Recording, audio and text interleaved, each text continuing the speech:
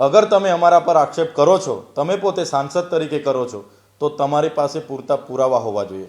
અગર તમારી પાસે પૂરતા પુરાવા નથી તો તમે આનો ખુલાસો આપો, નહીં તો અમે તમારા પર માનહાનિનો કેસ કરીશું અને અમે માનીશું કે તમે અમારા નામથી તમને ખૂબ જ તકલીફ છે અને તમે માનસિક વિકૃતિના ભોગ બનેલા છો. અવારનવાર આવા નિવેદનો કરો છો.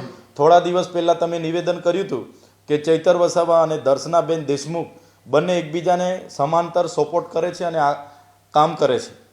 એમણે બીજું નિવેદન એવું કીધું હતું કે ચૈતરભાઈ વસાવા અને જિજ્ઞેશભાઈ મેવાણી એ પાલતુ કૂતરાઓ છે. ત્રીજું હમણાં એમણે આ નિવેદન કર્યું કે ચૈતરભાઈ વસાવા એમની ટીમ આખા ટ્રાઇબલ વિસ્તારમાં તોડપાણી કરે છે, આ કરે છે. તો ભાઈ તમે આવા નિવેદનો કરો છો. હમણાં તમે 2 દિવસ પહેલાં એવું કીધું કે ચૈતર વસાવાનું આખું ફંડ વિદેશમાંથી આવે છે.